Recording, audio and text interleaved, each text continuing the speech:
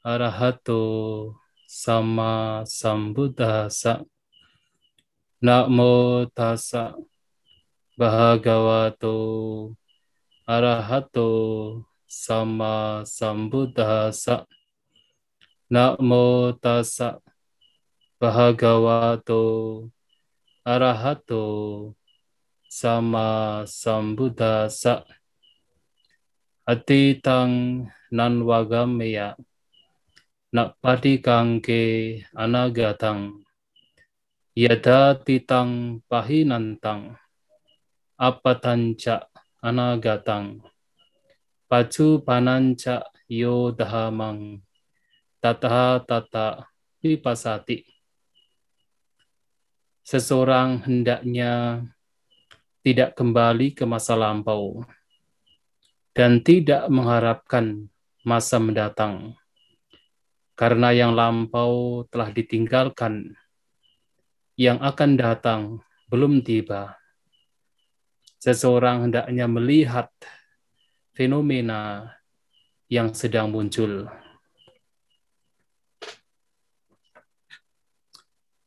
Yang saya hormati Bante Sinajayo yang hadir pada malam hari ini, kepada Rama Ramani, Bapak Ibu, Saudara-saudari sekalian, selamat malam semuanya. Terpujilah Sang Buddha. Namo Buddhaya. Malam hari ini saya ucapkan banyak terima kasih, terutama kepada pengurus Wihara Dhammasundoro yang telah memberikan kesempatan untuk saya sharing Dhamma dalam rangka sebulan penghayatan Dhamma untuk menyambut Hari Raya Trisuci Waisak tahun 2021. Dan sesuai dengan apa yang telah disampaikan, bahwasanya tema pada malam hari ini berkaitan dengan hidup berkesadaran, atau di sini lebih kita mengatakan pentingnya hidup berkesadaran. Sesungguhnya hidup berkesadaran merupakan praktek yang seharusnya sudah tidak asing lagi di kalangan masyarakat Buddhis. Karena meditasi yang diajarkan oleh Guru Agung kita Sang Buddha sesungguhnya berkenaan dengan kehidupan sadar. Sadar setiap saat, setiap waktu. Dan yang menarik lagi adalah hidup berkesadaran di sini juga saat ini sudah sangat populer. Tidak hanya di kalangan umat Buddha, bahkan di kalangan masyarakat umum, baik di Barat maupun di Asia. Nah, salah satu spiritualis dari Barat, ada seseorang bernama Eckhart Tolle sebagai salah satu contohnya, yang menulis salah satu buku yang dikatakan sebagai the best-selling book pada tahun 2000, berjudul The Power of Now, atau Kekuatan Sekarang. Dalam bukunya juga menekankan bagaimana seseorang hendaknya hidup berkesadaran, sadar terhadap saat ini dan sekarang. Dan buku ini sangat populer sampai sekarang. Nah, dalam buku ini ia mengajarkan kehidupan sadar, menekankan kepada seseorang untuk senantiasa sadar dengan apa yang sedang dilakukan, dengan apa yang sedang terjadi, dengan apa yang saat ini dan sekarang. Nah, dikatakan yang menjadi penyebab mengapa seseorang mengalami berbagai macam konflik dan penderitaan dalam bukunya Eckhart Tolle, yang menurut Eckhart Tolle di sini adalah karena seseorang senantiasa berpikir tentang masa lampau dan juga masa mendatang. Karena senantiasa berpikir-pikir tentang yang lampau dan juga mengharapkan yang mendatang, yang belum terjadi, yang belum tiba, itulah menjadi penyebab mengapa seseorang menderita. Dan juga berbagai macam pikiran yang negatif atau negativitas pikiran yang menjadi penyebab mengapa seseorang mengalami penderitaan itu juga disebabkan karena pikiran-pikiran tentang masa lampau dan kerinduan terhadap yang mendatang. Oleh sebab itu, untuk bisa terbebas dari penderitaan, untuk bisa terbebas dari pikiran-pikiran buruk yang menjadi penyebab mengapa seseorang menderita, seseorang dianjurkan untuk kembali ke saat ini dan sekarang. Untuk sadar terhadap apa yang saat ini dan sekarang. Nah, dalam bukunya banyak sekali cara yang telah diberikan. Salah satunya adalah dengan cara mengamati berbagai macam pikiran yang sedang bergerak. Mengamati pikiran-pikiran yang sedang bergerak ke masa lampau, ke masa mendatang, diamati dan sekedar diamati. Dan ketika menyadari, mengamati pikiran yang sedang bergerak, maka pikiran-pikiran demikian akan semakin berkurang, melemah, dan pada akhirnya yang tersisa hanyalah keheningan, hanyalah kedamaian, stillness. Nah, yang menarik lagi adalah dalam pengamatan terhadap pikiran-pikiran yang muncul, dianjurkan bahwasanya seseorang mengamati tanpa menghakimi, mengamati tanpa menganalisa, mengamati hanya sekedar mengamati apa yang sedang muncul tanpa menghakimi, tanpa menganalisa, tanpa memunculkan suka dan tidak suka. Just be the observer. Hanya sekedar menjadi pengamat. Dan ini menarik. Dan ketika itu dilakukan, maka pikiran-pikiran yang menjadi objek, yang mana seseorang kemudian tidak mengidentifikasi dirinya dengan pikiran tersebut, karena berada di luar dari pikiran-pikiran yang bergerak, maka pikiran-pikiran tersebut kemudian menjadi berkurang, menjadi lemah kekuatannya, dan pada akhirnya lenyap. Yang muncul adalah keheningan. Atau dengan cara mengamati emosi. Nah, selain mengamati yaitu bentuk-bentuk pikiran yang muncul, juga mengamati emosi yang muncul. Emosi seperti apa? Ya, sebagai contoh misalnya adalah pada saat kita berargumen atau pada saat kita misalnya melakukan percakapan dengan seseorang. Kemudian dalam sebuah percakapan tersebut kita mengeluarkan pendapat kita, mengeluarkan ide kita. Ternyata ide kita, pendapat kita tidak diterima oleh teman kita, oleh orang yang mendengarkan. Nah, biasanya pada saat kita mengungkapkan pendapat, gagasan, ide tidak diterima, apa yang terjadi? Pikiran kita menjadi gelisah. Pikiran kita menjadi cemas. Kita berusaha untuk mempertahankan ide kita, mempertahankan gagasan kita. Muncul gejolak pikiran, muncul emosi. Emosi pikiran, ketidaksenangan, ketidaksukaan, keinginan untuk mempertahankan ide kita. Nah, dalam hidup berkesadaran di sini, seseorang dianjurkan untuk melatih alih-alih untuk berusaha mempertahankan gagasan ide yang diberikan, disampaikan ke orang lain, nah seseorang dianjurkan untuk melihat, mengamati gejolak pikiran yang muncul, mengamati emosi yang muncul, mengamati keinginan untuk mempertahankan pendapatnya, mengamati perasaan jasmani, ketidaksenangan yang muncul, ketegangan yang muncul. Dengan sekedar mengamati, tanpa menghakimi, tanpa menganalisa, hanya sekedar mengamati, hanya sekedar menyadari, maka emosi demikian juga akan berkurang kekuatannya, akan melemah, dan pada akhirnya akan lenyap. Yang ada adalah keheningan. Nah, atau dengan cara mengamati setiap aktivitas yang kita lakukan.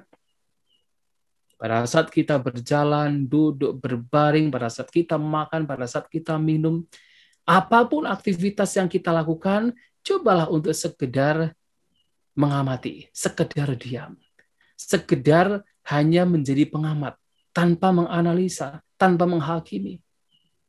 Atau misalnya pada saat kita berada di sebuah taman, kemudian kita melihat yaitu taman di sekitar kita, tanpa menganalisa, hanya sekedar mengamati saja. Dengan pikiran yang terbuka, dengan pikiran yang open, mengamati tanpa kita menghakimi, tanpa kita menganalisa. Nah, dengan cara demikian, kita melatih batin kita untuk berada di saat ini dan sekarang. Tidak ke masa lampau, tidak ke masa mendatang. Dan dengan cara demikian, dengan latihan demikian untuk senantiasa kembali ke saat ini dan sekarang, maka batin akan menjadi lebih damai. Karena yang membuat seseorang menderita, menjadi gelisah, cemas, takut, adalah pikiran-pikiran tentang masa lampau atau yang akan datang. Nah, sementara batin kita itu mempunyai kebiasaan untuk senantiasa mengembara berkelana liar ke masa lampau dan mendatang. Dan untuk kembali ke saat ini dan sekarang itu sulit sekali dilakukan, selalu menolak. Ibaratnya dalam kehidupan kita, kebanyakan kita membuat atau katakan membiarkan batin kita untuk berkelana, sementara untuk kembali ke rumah itu jarang. Kembali ke rumah artinya ke sini, ke saat ini dan sekarang, itu jarang. Tetapi dengan latihan hidup berkesadaran, lama-kelamaan, batin kita itu akan senantiasa kembali ke rumah. Kebanyakan kita di rumah. Barangkali dalam waktu-waktu tertentu, kita memang ya harus misalnya pergi ke lampau atau ke masa mendatang. Tetapi itu tidak terlalu banyak. Jadi kalau dulu terlalu banyak kita keluar, sementara ke rumahnya sendiri itu jarang. Nah sekarang, dan latihan demikian, kita kebanyakan di rumah kita sendiri, sementara keluarnya itu jarang.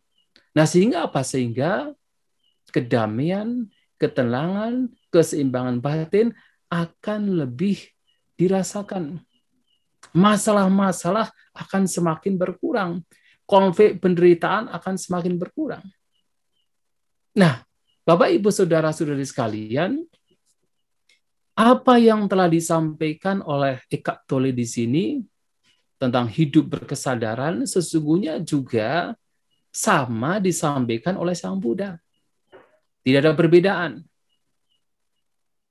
Nah, Sang Buddha, seperti halnya Eckhart Tolle juga, mengatakan bahwa sesungguhnya yang membuat seseorang itu menderita memang pemikiran-pemikiran tentang masa lampau dan juga mendatang. Jadi kembali ke masa lampau, merindukan yang akan datang, itu yang membuat seseorang mengalami berbagai macam penderitaan, konflik. Oleh sebab itu, suatu kali ada sesosok dewa dalam sebuah sutta bernama Aranya Sutta. Ada sesosok dewa yang datang kepada Sang Buddha. Nah, dewa ini sebenarnya merasa keheranan dan juga terkagum. Ada beberapa biku yang tinggal di hutan sendiri dan dalam satu hari hanya makan sekali. Tetapi walaupun demikian, biku-biku ini memancarkan wajah yang bahagia, wajah yang tenang, wajah yang damai. Wajah yang seperti contented atau seperti puas dengan apa yang dimiliki. Tidak gelisah, tidak cemas. Tidak memancarkan kecemasan. Maka dewa ini merasa heran. Kenapa? Biku-biku ini yang tinggalnya di hutan hanya makan sekali kok bisa mereka ini merasa ya tidak kelihatan gelisah, tidak kelihatan cemas, hidupnya bahagia, inderanya tenang. Kemudian datang pada Sang Buddha dan bertanya, apa yang menjadi penyebab para biku ini memancarkan wajah yang menyenangkan, yang gembira? Kemudian Sang Buddha mengatakan,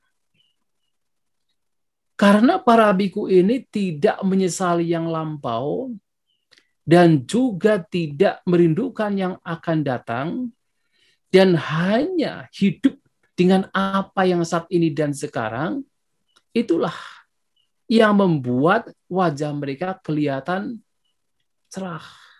Wajah mereka kelihatan tenang, indranya tenang, menjadi kelihatan bahagia, damai.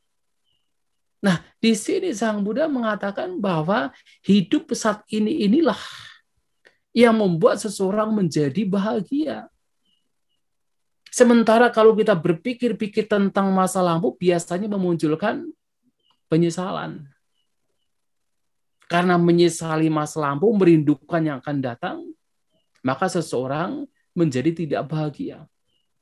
Nah, kalau seseorang ini suka berpikir-pikir masa lampau yang sebenarnya tidak berguna, biasanya akan memunculkan penyesalan.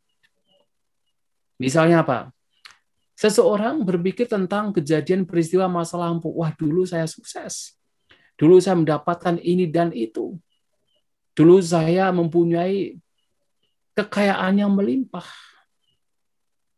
Bahkan ketika berpikir tentang kebahagiaan yang dulu pernah diperoleh, sesungguhnya di situ ada penyesalan. Mengapa bisa demikian? Karena tanpa disadari ada pembandingan. Dulu mendapatkan, sekarang tidak mendapatkan. Maka seperti ada penyesalan.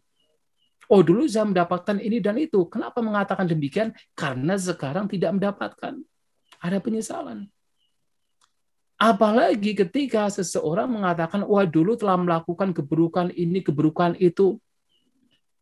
Dulu pernah melakukan hal-hal yang tidak baik, tidak mendapatkan ini, tidak mendapatkan itu. Nah, di situ juga apalagi seperti itu, memunculkan penyesalan. Sehingga apa? Penderitaan yang akan diperoleh, yang akan dialami.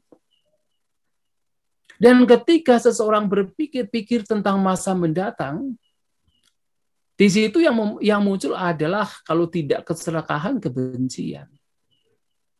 Kalau kita berpikir tentang masa mendatang dengan harapan-harapan yang menggembirakan, harapan-harapan yang katakan kesuksesan dan sebagainya, biasanya memunculkan apa?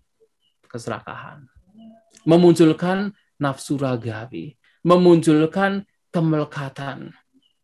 Dan itu juga menyebabkan seseorang menjadi gelisah, menjadi resah. Sehingga apa? Penderitaan muncul. Dan demikian pula kalau berpikir-pikir yang mendatang tentang hal-hal buruk yang sebenarnya belum terjadi, apalagi demikian.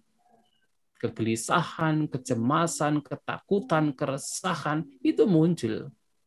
Padahal sesuatu yang belum terjadi, tapi sudah khawatir terlebih dahulu, sudah takut terlebih dahulu, padahal hal buruk yang masih dalam pikiran belum terjadi. Dan itu membuat seseorang menderita. Makanya kemudian Sang Buddha dalam khotbah tersebut mengatakan, kalau seseorang menyesali yang lampau, merindukan yang akan datang, dia itu diibaratkan seperti tumbuhan menjalar yang dipotong, layu dipotong. Artinya menderita. Artinya seperti tumbuhan menjalar yang layu karena dipotong, demikian pula orang yang terlalu berpikir-pikir cemas dengan masa lampau dan juga masa mendatang yang belum terjadi, dia menderita. Nah, itulah kenapa Sang Buddha mengajarkan kita, mengajak kita untuk hidup saat ini dan sekarang, sadar terhadap apa yang saat ini dan sekarang. Itulah juga kenapa dalam salah satu syairnya yang terdapat di dalam Bhaddekarata Sutta yang di depan saya kutip. Nah, di sana Sang Buddha juga mengingatkan kepada para siswanya. Atitang nanva gameya nak patikang keana gatang. Yada ditang pahinantang apa tanca anagatang. Seseorang hendaknya jangan kembali ke masa lampau. Dan jangan pula merindukan yang akan datang. Mengapa? Karena yang lampau telah ditinggalkan. Sementara yang akan datang belum tiba. Ya kalau kita perhatikan, apapun yang kita pikirkan tentang masa lampau, itu sudah kita lewati, sudah kita tinggalkan. Sudah bukan sekarang lagi. Kita melekati yang masa lampau atau kita membenci yang masa lampau yang sudah terjadi, percuma. Melekati yang sudah terjadi, itu percuma karena yang dilekati sudah tidak ada. Membenci yang sudah terjadi juga percuma karena yang dibenci juga sudah tidak ada. Sudah terlewati.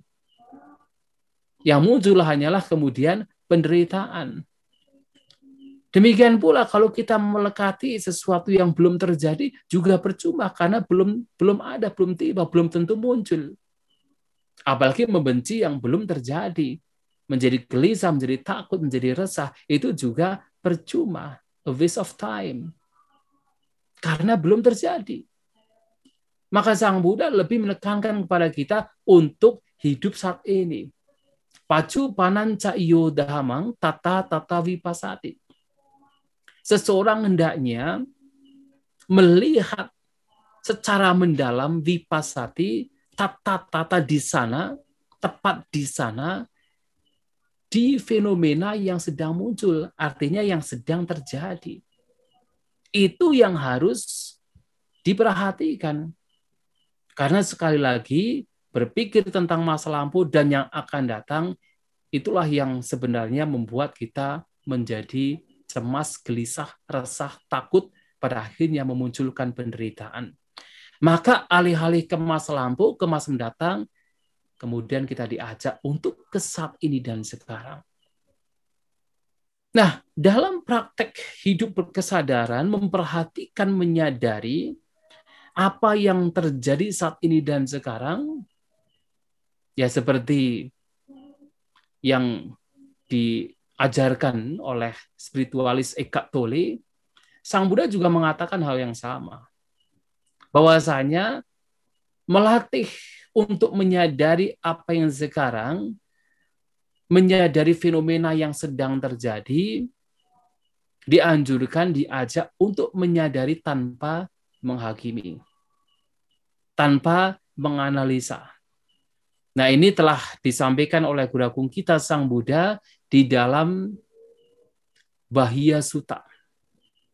Nah, jadi dalam salah satu khutbah yang bernama Bahia Sutta, nah di sana Sang Buddha memberikan wejangan kepada seorang pengembara bernama Bahia Daruciriya. Nah, pengembara ini dikatakan sebagai Daruciriya karena mengenakan pakaian terbuat dari kulit pohon. Daruciriya itu adalah pemakai kulit pohon sebagai pakaiannya. Nah, yang menarik di sini, Sang Buddha mengajarkan sebuah latihan yang sebenarnya merupakan hidup berkesadaran. Sang Buddha mengatakan, Dite tidak matang bawisati, sute suta matang bawisati, mute muta matang bawisati, vinyate vinyata matang bawisati. Kalau kita artikan, di sini Sang Buddha memberikan latihan kepada pengembara Bahia, Dite tidak matang bawisati. Ketika melihat, latih, itu hanya sekedar melihat. Tidak matang. Matang itu artinya sekedar. Ketika melihat objek dengan mata, latihlah bahwa itu hanya sekedar melihat. Artinya kalau itu hanya sekedar melihat, maka di situ tidak ada analisa, tidak ada penghakiman. Yang ada hanya sekedar fenomena. Fenomena pengalaman melihat semata. Dan tidak lebih dari itu. Tidak kemudian memberikan embel-embel, memberikan bumbu bahwa ada aku di sini, ada aku yang sedang dilihat. Tidak memberikan embel-embel bahwa ini milikku, ini diriku, ini aku. Tidak demikian. Yang ada hanya sekedar pengalaman melihat. Karena pada waktu itu tidak ada penghakiman. Dan juga karena itu hanya sekedar pengalaman melihat, seseorang menyadari tanpa menolaknya dan juga tanpa melekatinya, maka di situ juga tidak ada suka dan tidak suka. Tidak ada kemelekatan, tetapi juga tidak ada penolakan. Hanya sekedar menjadi observer, menjadi pengamat. Ketika melihat. Sute sutamatang bawisati. Bahkan ketika mendengar, latih bahwa itu hanya sekedar pengalaman mendengar. Hanya sekedar mendengar semata. Ini juga sama. Ya biasanya kalau kita mendengar sesuatu, kalau kita tidak menyadari dengan kebijaksanaan, maka memunculkan suka dan tidak suka. Demikian pula ketika melihat. Ketika mendengar, misalnya mendengar suara yang merdu, suara yang enak, suara yang menyenangkan, suara yang sesuai dengan hati kita, maka muncullah keserakahan, muncullah kesukaan, muncullah kemelekatan. Dan akhirnya muncullah penderitaan. Atau pada saat yang terdengar adalah suara yang tidak menyenangkan. Kalau kita mengamatinya dengan tidak bijaksana, maka di situ akan memunculkan kebencian, ketidaksukaan. Apalagi kalau yang bersuara adalah orang yang pernah mencelakai kita, muncul dendam, muncul kebencian yang kuat. Nah, karena di situ tidak mengamati sebagaimana adanya, maka masih ada embel-embel, masih ada penghakiman. Tetapi kalau seseorang menyadari tanpa menghakimi, ya ketika mendengar itu hanya sekedar pengalaman mendengar semata. Dan dengan demikian, seseorang tidak kemudian memunculkan penderitaan bagi dirinya. Dan tentunya tidak memunculkan penderitaan bagi lingkungan sekitar. Nah demikian pula pada saat menggunakan indera lainnya. Indera hidung, lidah, jasmani, yang kemudian dipersingkat oleh Sang Buddha dengan istilah mute mutamatang bawisati, maka pada saat menggunakan indera-indera ini, hidung, lidah, jasmani, juga persis sama ketika seseorang merespon objek dengan mata, suara dengan telinga. Hanya sekedar pengalaman semata. Menyadari tanpa menghakimi. Menyadari tanpa menganalisa, tanpa memunculkan suka dan tidak suka, tanpa memunculkan keserakahan ataupun kebencian, hanya sekedar pengalaman semata. Nah, dengan demikian, dengan cara demikian seseorang hidup berkesadaran menyadari yang saat ini dan sekarang tanpa ada penghakiman. Batin tidak pergi ke masa lampau, tidak pula pergi ke masa mendatang. Karena batin pada waktu itu memahami, mengetahui keberadaan yang saat ini dan sekarang sedang terjadi tanpa menghakimi, sehingga penderitaan tidak muncul. Sehingga pikiran negatif, negativitas pikiran itu tidak muncul. Yang ada hanya sekedar fenomena. Kalau Eckhart Tolle mengatakan beingness. Beingness artinya sekedar keberadaan semata. Nah, demikian pula tidak hanya menggunakan 5 indera, bahkan ketika menggunakan indera pikiran juga persis sama. Yaitu apa?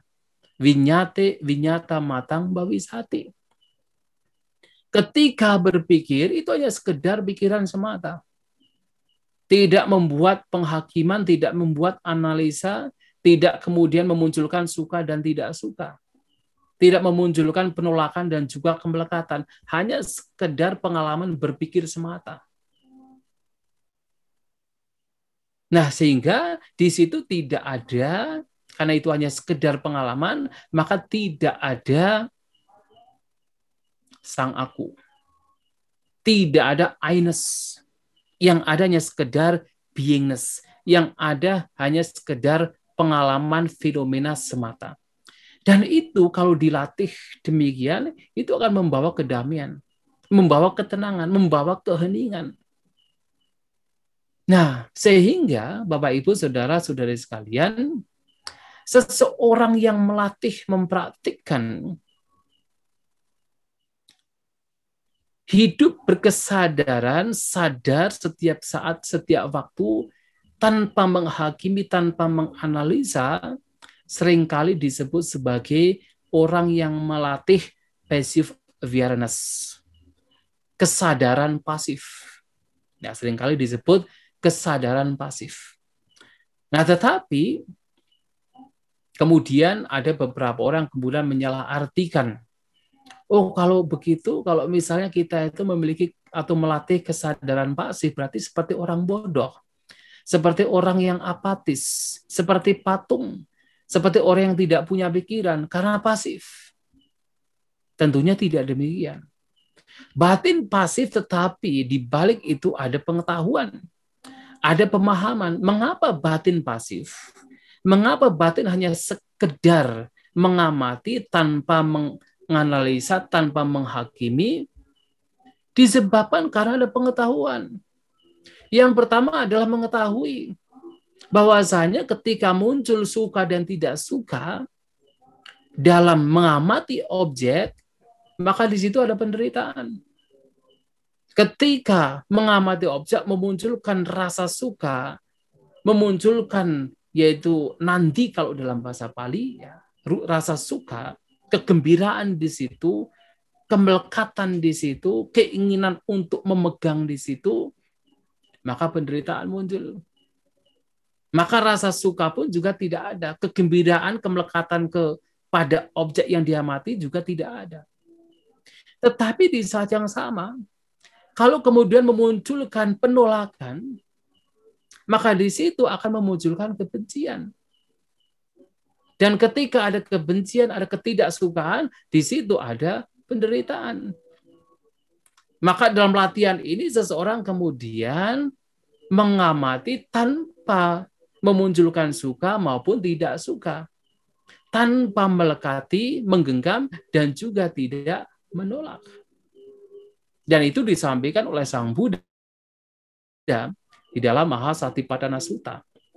Nah, di mana beliau mengatakan bahwasanya ketika seseorang mengamati itu objek yang diamati oleh perhatian atau oleh kesadaran dalam hal ini oleh sati, jadi kesadaran di sini lebih mengacu kepada sati.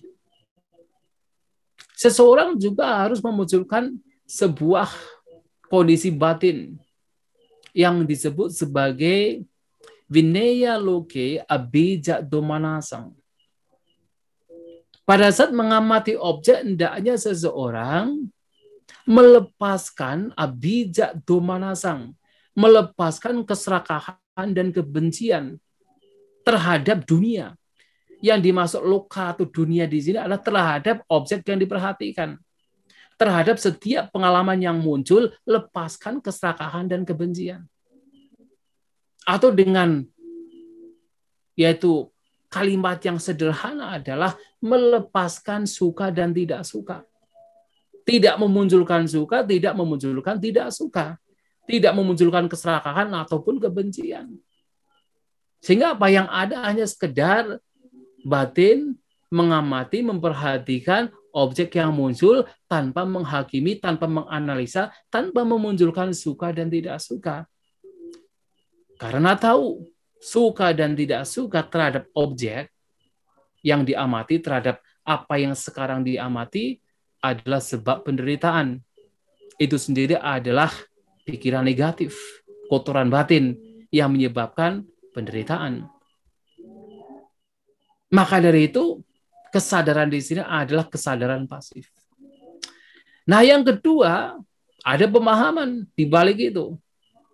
Memahami bahwasanya apapun objek yang muncul, apapun objek yang diperhatikan saat ini dan sekarang, semuanya bersifat tidak kekal. Bersifat berubah. Tidak bisa dipertahankan. Muncul, kemudian pada akhirnya lenyap.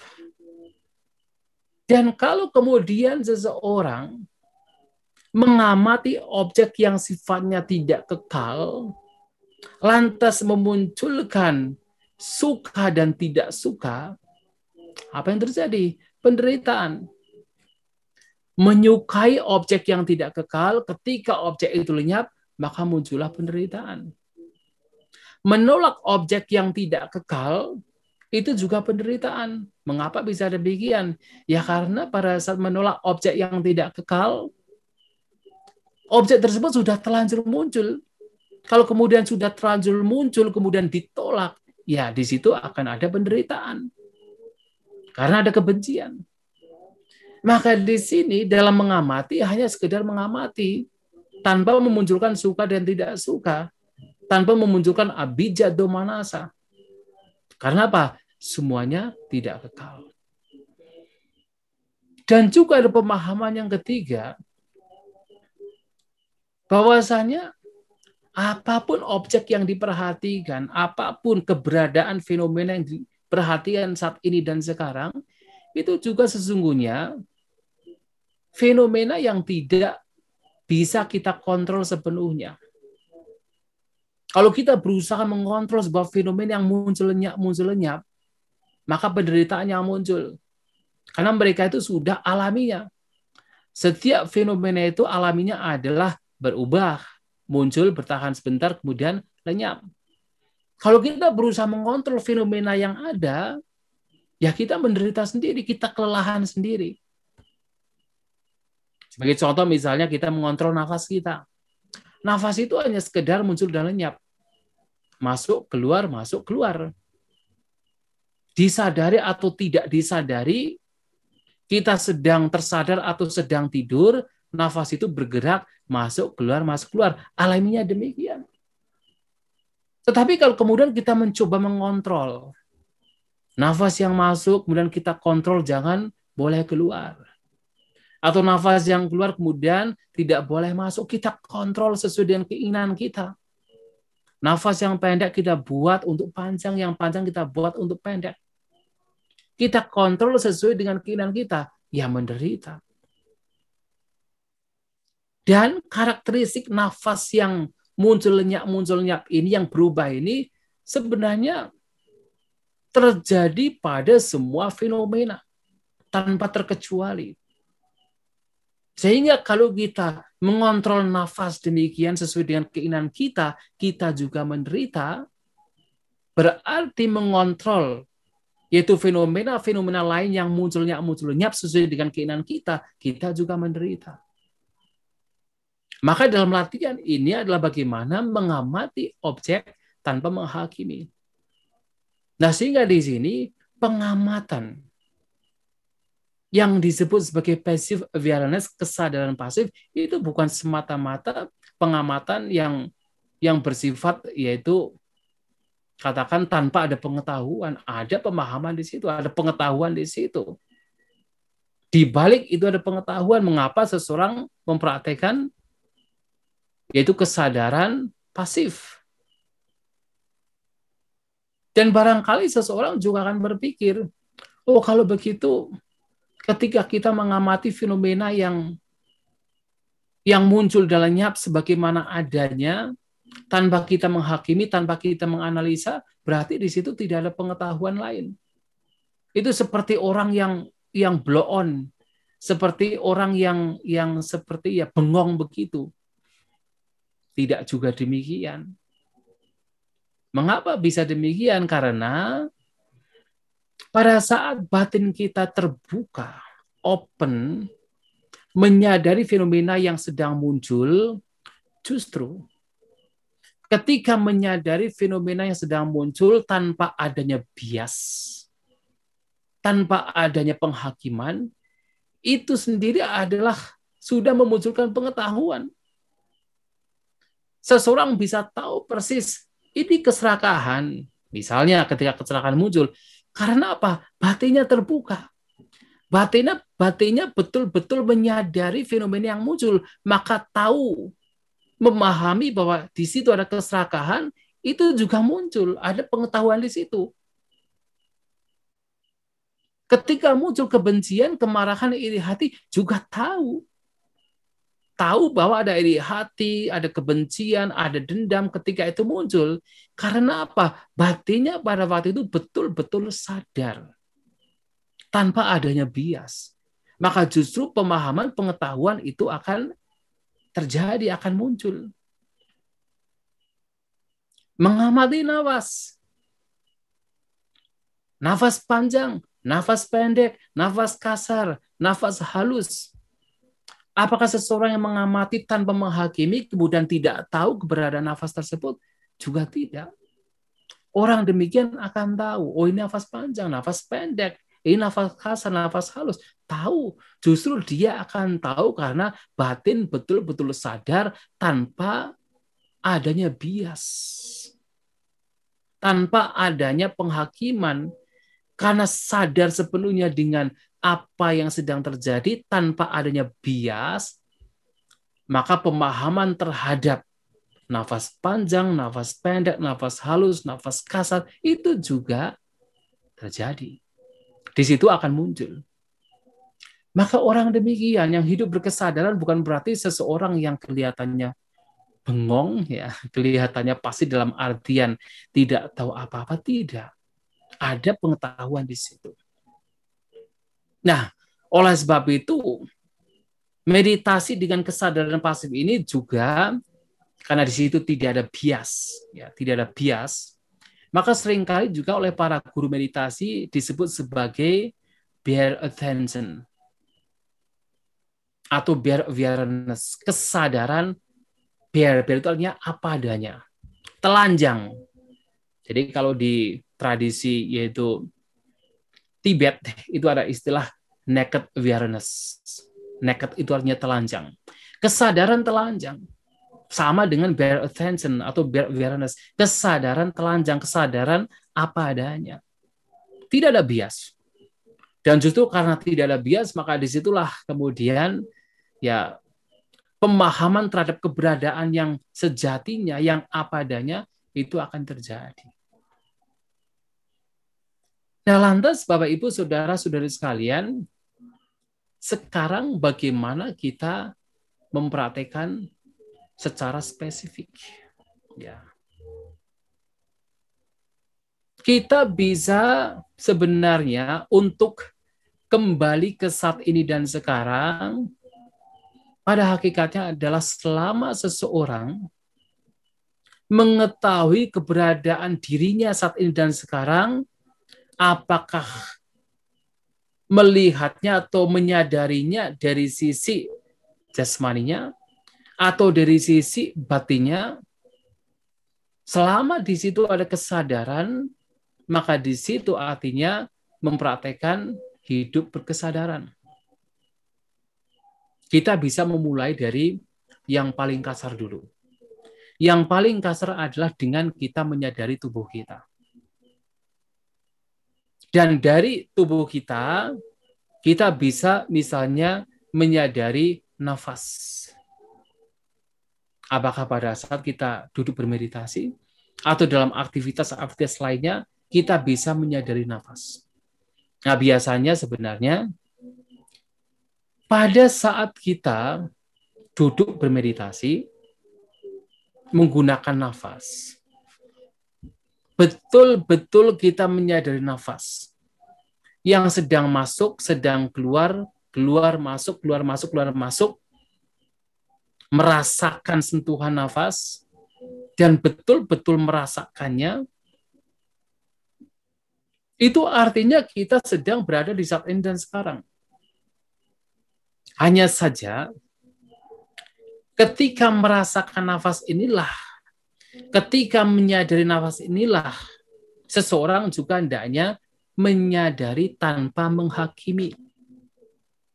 Menyadari tanpa memunculkan suka dan tidak suka. Hanya sekedar mengamati keberadaan nafas yang apa adanya. Ya, tetapi kadangkala seseorang kemudian ketika mengamati nafas tanpa disadari kemudian mencoba untuk mengatur nafas. Nafas yang tadinya sudah halus sekali, kemudian karena merasa tidak nyaman dengan nafas yang halus atau merasa takut ketika nafasnya menjadi halus, nah, kemudian ada beberapa orang yang kemudian mencoba membuat nafasnya menjadi kasar. Mencoba membuat nafasnya menjadi panjang.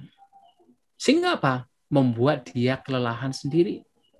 Membuat orang demikian menjadi gelisah sendiri. Hidungnya menjadi tegang, wajahnya menjadi tegang, keningnya menjadi tegang. Kenapa? Karena ada mengatur. Tidak mencoba, hanya sekedar menyadari. Hanya sekedar menyadari nafas yang masuk dan keluar tanpa membuat embel-embel lain. Tanpa membuat nafas menjadi panjang atau pendek. Menjadi lelah sendiri, akhirnya menderita. Maka dalam kita misalnya ingin kembali melatih batin untuk hidup kesadaran, kembali ke saat ini dan sekarang, kita bisa menggunakan nafas sebagai pintunya. Nah, dengan demikian kita kembali ke saat ini dan sekarang. Tetapi mengamati nafas pun juga sekedar mengamati tanpa menghakimi. Dan itu bisa dilatih tidak hanya pada saat duduk bermeditasi seperti misalnya di wihara, atau ketika ada retreat, kapan saja. Setiap kali kita merasa tidak ada perlu, tidak ada hal-hal tentang mendatang atau yang lampu yang perlu kita pikirkan, semuanya sudah selesai, cobalah kita duduk, rileks, tenang, menyadari nafas. Latihan demikian kalau itu dilatih lagi dan lagi, itu juga menjadi apa? Menjadi semakin kuat, menjadi semakin kokoh, batin kita menjadi semakin terlatih untuk senantiasa ke saat ini dan sekarang. Padahal itu simpel. Ketika duduk di rumah, daripada kemudian kita melakukan hal-hal yang sebenarnya tidak penting, cobalah kita duduk, kemudian kita sekedar menyadari nafas. Rileks, tenang, tanpa menghakimi, tanpa membuat nafas panjang atau pendek, sekedar tenang, menyadari nafas. Kalau tidak bisa menyadari nafas, apakah bisa melalui pintu lain? Bisa. Sekedar menyadari tubuh kita. Sekedar merasakan tubuh kita. Merasakan kelelahannya yang kemudian menjadi rileks, menjadi nyaman. Merasakan kepadatan tubuh kita. Merasakan beratnya tubuh kita. Merasakan tubuh kita yang terasa ringan. Merasakan temperatur tubuh kita, merasakan semua itu, merasakan tubuh kita tanpa menghakimi, tanpa menganalisa, hanya sekedar tahu, hanya sekedar sadar. Nah, dengan demikian batin akan terlatih untuk ke saat ini dan sekarang. Dan sehingga konflik penderitaan yang muncul disebabkan karena pikiran-pikiran yang dibiarkan berkelana mengembara ke masa lampau ataupun yang akan datang, itu tidak akan muncul. Nah, itu juga cara yang bisa kita lakukan. Kemudian dalam aktivitas jasmani lainnya, itu juga kita bisa melakukan penyadaran. Pada saat kita berjalan, kita menyadari setiap langkah kaki kita, merasakan sentuhan langkah kaki kita. Pada saat kita makan, pada saat kita minum, kita menyadari bagaimana tangan kita mengambil makanan, sadar tahu persis apa yang kita lakukan. Kita tahu, kita sadar bahwa kita sedang mengunyah makanan. Kita sadar air minum sedang masuk ke rongga leher, ya, kemudian masuk ke dada, ke perut, dan kita merasakan bagaimana makanan kita telan, tanpa menghakimi, tanpa menganalisa, hanya sekedar merasakan. Dan kalau kita betul-betul berada di saat ini dan sekarang tanpa menghakimi, tanpa menganalisa, maka pada waktu itu, dalam aktivitas yang kita lakukan, di situ juga akan memunculkan keheningan, memunculkan ketenangan. Barangkali seseorang ketika awal-awal mempraktekkan hidup berkesadaran belum merasakan manfaatnya. Tetapi kalau ini dilakukan lagi dan lagi, maka lama-kelamaan kita akan memahami, akan merasakan manfaat betapa bahwa ketika batin terlatih untuk ke saat ini dan sekarang, tanpa menghakimi, konflik penderitaan yang seharusnya menjadi besar, itu akan berkurang, bahkan tidak akan muncul. Karena pada akhirnya, sebanyak apapun masalah yang kita pikirkan berkenaan dengan masa lampau dan yang akan datang, seberapapun besarnya, cobalah. Kalau kita betul-betul berada di saat ini dan sekarang, merasakan keberadaan jasmani kita, apa sih yang kurang? Kita memunculkan masalah dalam batin kita, itu karena kita merasa kurang. Kita merasa ada sesuatu yang kurang. Kita merasa ada sesuatu yang tidak kita peroleh. Merasa ada sesuatu yang kita inginkan tetapi tidak sesuai dengan kenyataan. Memunculkan berbagai macam masalah dalam kehidupan kita. Tetapi coba kalau kita hanya sekedar diam, tenang, merasakan saat ini dan sekarang, sadar dengan nafas, sadar dengan jasmani, apa sih yang kurang? Kita masih hidup, kita tidak sedang kelaparan misalnya, kita sedang tidak kehausan, kita masih hidup sekarang, apa sih yang kurang? Tidak ada. Tidak ada penderitaan di situ. Dan kalau itu dilatih-latih dan latih lagi, maka itu akan menjadi semakin kuat. Nah, selain jasmani yang bisa kita jadikan sebagai pintu untuk kembali ke saat ini dan sekarang, kita juga bisa mengamati perasaan-perasaan yang muncul. Jadi apapun bentuk perasaan yang muncul bisa kita amati, apakah itu yang menyenangkan, tidak menyenangkan, yang netral.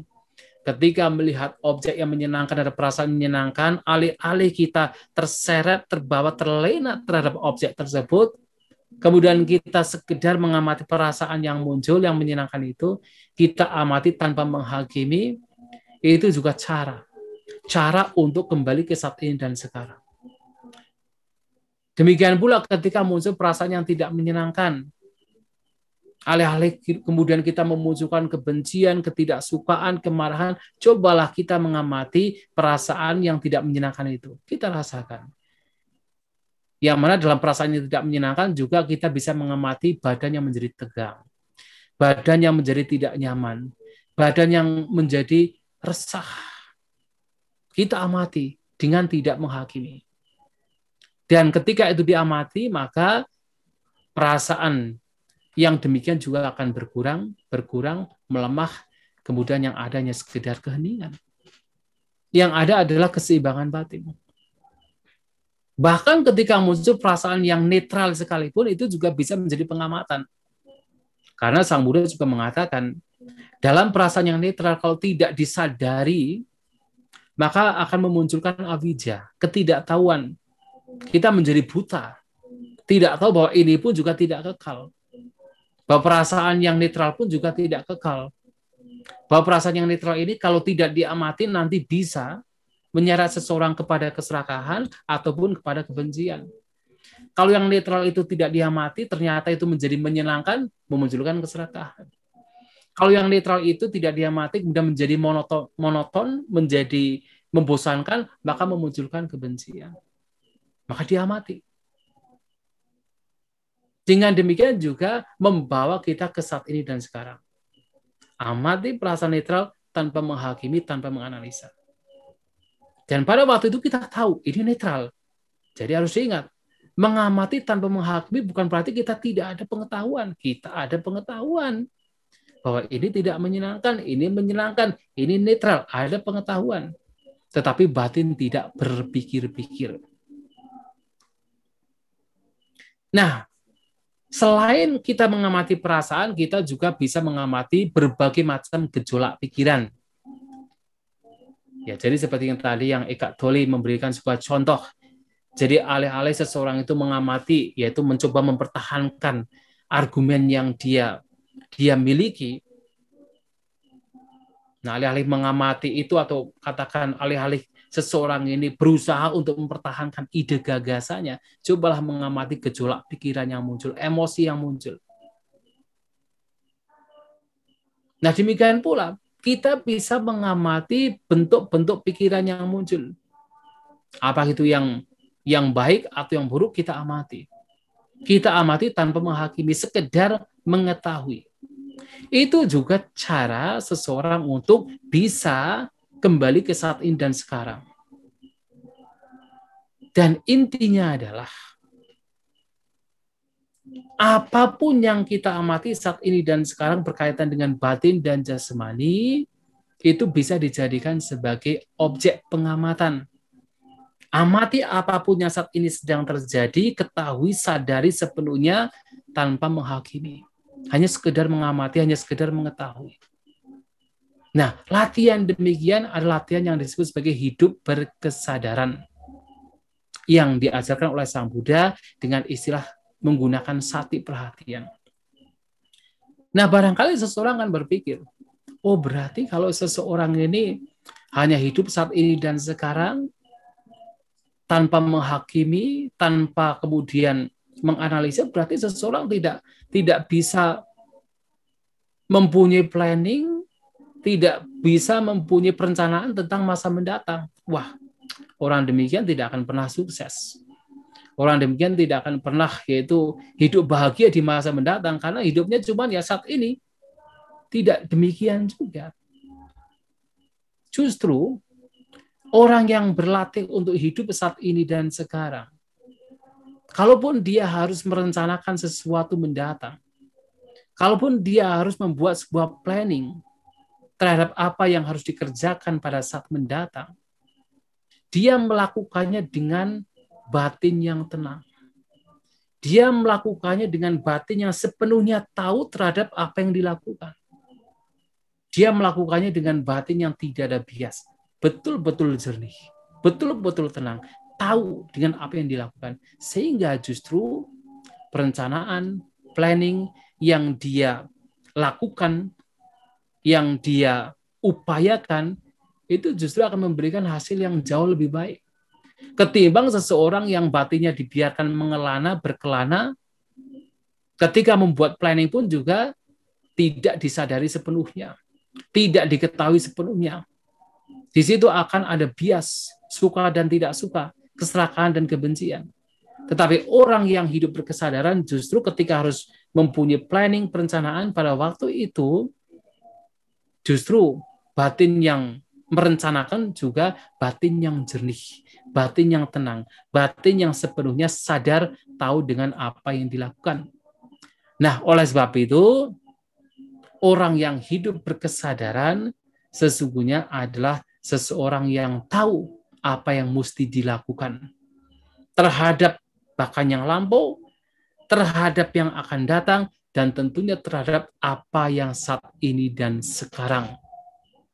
Sehingga kedamaian, kebahagiaan, ketenangan akan dapat lebih diperoleh orang yang hidup berkesadaran. Oleh sebab itu, Bapak, Ibu, Saudara-saudari sekalian, hidup berkesadaran itu sangat penting untuk kita latih, untuk kita praktekkan, untuk kita munculkan lagi dan lagi dalam kehidupan kita, sehingga kedamaian akan lebih dapat kita peroleh. Itulah yang ingin saya sampaikan pada kesempatan malam hari ini. Semoga apa yang saya sampaikan bisa dipahami oleh yang hadir di sini. Semoga kita semua berbahagia. Sabi sata bawantu sukitata. Semoga semua makhluk berbahagia. Terima kasih.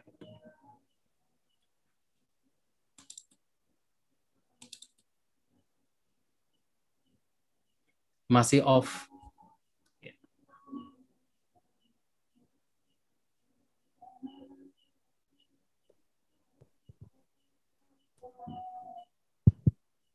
Tes, apakah suara saya terdengar, Bante? Ya, silakan, sudah terdengar.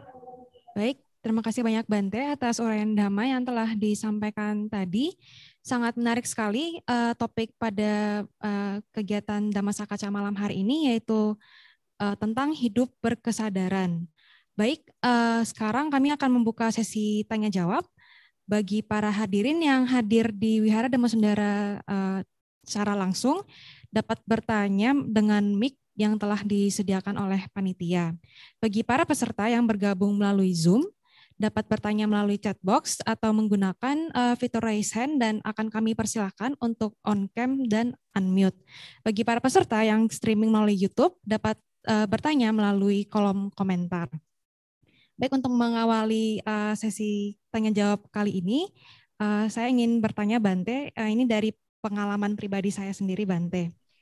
Jadi saya memiliki kebiasaan Bante, misalnya saya ingin menghadapi suatu hal atau masalah yang dimana mungkin saya sebelumnya belum pernah mengalaminya gitu Bante. Dan cenderung saya itu overthinking Bante. Jadi memikirkan hal-hal yang kira-kira apakah bakal terjadi atau tidak gitu. Mungkin kalau untuk saya sendiri itu untuk kayak mengantisipasi gitu Bante. Tapi gimana ya Bante? Tapi kadang untuk overthinking ini sendiri juga sebenarnya juga kurang baik gitu Bante. Tapi mau positive thinking atau berpikir yang positif juga ya saya sendiri juga tetap cemas, tetap khawatir gitu Bante untuk menghadapi hal tersebut. Mungkin tidak hanya saya sendiri aja yang mengalami hal-hal seperti itu yang mungkin cenderung overthinking seperti itu. Mungkin sebagian orang mungkin juga mengalami hal yang sama dengan saya.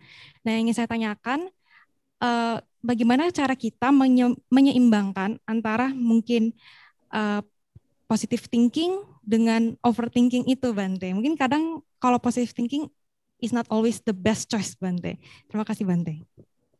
Iya. Yang pertama tentu karena kita pada malam hari ini berkaitan dengan hidup saat ini dan sekarang, maka alih-alih kita itu berpikir-pikir yang sebenarnya belum terjadi, tentang apa yang sebenarnya belum terjadi, ya memang latihan kita harus kembali ke saat ini dan sekarang. Karena disitulah kedamaian, ketenangan yang akan kita peroleh. Kalau kita berpikir-pikir sesuatu yang belum terjadi, seperti apalagi pemikiran buruk yang sebenarnya belum terjadi, nah di situ memunculkan kegelisahan, memunculkan keresahan, kecemasan, ketakutan, dan itu adalah penderitaan. Nah, tetapi sulit sekali, karena pikiran kita itu sudah terbiasa untuk berpikir tentang masa mendatang. Pikiran kita itu sudah terbiasa untuk merindukan sesuatu yang belum terjadi. Apakah itu sesuatu yang buruk yang belum terjadi, atau sesuatu yang baik yang belum terjadi. Nah, sehingga untuk bisa kembali ke saat ini dan sekarang, memang kita terkadang membutuhkan sebuah perenungan-perenungan tentang yaitu manfaat tentang apa yang manfaat tentang hidup berkesadaran terhadap saat ini dan sekarang, atau perenungan-perenungan tentang bahaya berpikir-pikir tentang yang akan datang yang belum terjadi. Nah, itu yang mesti kita renungkan. Yang mana salah satunya ya kita harus katakan meyakinkan batin kita bahwa sesuatu yang belum terjadi itu belum tentu terjadi. Yang kita pikirkan berkenaan dengan masa mendatang itu belum tentu terjadi. Lantas untuk apa kita kemudian menjadi gelisah, menjadi resah, menjadi cemas? Dan yang kedua, renungkan pula bahwasanya yang terpenting adalah kita melakukan yang terbaik saat ini dan sekarang. Artinya kalau kita percaya dengan hukum sebab akibat tidak hanya hukum karma, tetapi semua hal yang muncul itu muncul karena ada sebabnya. Kalau kita percaya dengan hukum sebab akibat yang formulanya adalah sebab yang baik memunculkan akibat yang baik, sebab yang buruk memunculkan akibat yang buruk, maka dengan pemahaman demikian dan kita sudah melakukan yang terbaik, maka kita harus menjadi rileks, menjadi tenang. Saya sudah melakukan yang terbaik. Sehingga ketika apa yang kita lakukan itu yang terbaik, maka hasilnya juga menjadi baik. Kalaupun seandainya ternyata hasilnya kok tidak baik misalnya, ya karena tentunya ada faktor-faktor lainnya yang tidak bisa kita hindari. Tetapi selama sekarang saat ini sudah melakukan yang terbaik, untuk apa kita mencemaskan yang akan datang? Nah, sehingga dengan kita meyakinkan diri kita dengan perenungan-perenungan seperti itu, maka kegelisahan, keresahan itu tidak akan muncul. Nah, kemudian barangkali yang dimaksud dengan yaitu katakan antisipasi, yaitu memang itu penting. Tapi mengantisipasi yang belum terjadi itu bukan berarti kita itu memunculkan pikiran negatif. Mau bagaimanapun, negative thinking itu selalu buruk. Selalu buruk. Dan positive thinking itu selalu baik. Dan mengantisipasi sesuatu yang belum terjadi itu bukan berarti negative thinking. Belum berarti demikian. Mengantisipasi itu muncul karena apa? Ya memang bisa karena negative thinking, tapi bisa karena positive thinking. Itu berbeda. Jadi mengantisipasi sesuatu yang belum terjadi berdasarkan kebijaksanaan, itu adalah positive thinking. Sebagai contoh adalah begini. Kita melakukan yang terbaik saat ini. Tetapi kita juga tahu, apapun yang terjadi di masa mendatang, itu belum tentu sesuai dengan keinginan kita. Karena apa? Karena kehidupan itu selalu berubah. Kehidupan adalah perubahan. Tidak semua yang kita inginkan sesuai dengan kenyataan. Nah, sehingga apa? Antisipasinya adalah dengan merenungkan demikian, nanti ketika seandainya tidak terjadi sesuai dengan apa yang saya inginkan, apa yang saya harapkan, saya tidak menderita. Itu antisipasi. Mengantisipasi the worst. Mengantisipasi yang terburuk dari apa yang kita lakukan. Supaya apa? Supaya kita tidak menderita. Itu adalah kebijaksanaan. Itu muncul dari apa? Positive thinking. Dan itu sesuatu yang baik. Nah, tetapi kalau kemudian muncul dari negative thinking, kemudian menjadi cemas, khawatir, berpikir-pikir nanti kalau tidak terjadi sesuai dengan keinginan kita, sesuai dengan planning kita, waduh, pasti semuanya gagal, semuanya buruk. Seperti seakan-akan dunia menjadi hancur. Nah, kalau sudah demikian, itu artinya negative thinking. Itu mengantisipasi yang sifatnya adalah buruk, membuat kita menjadi cemas. Itu berbeda.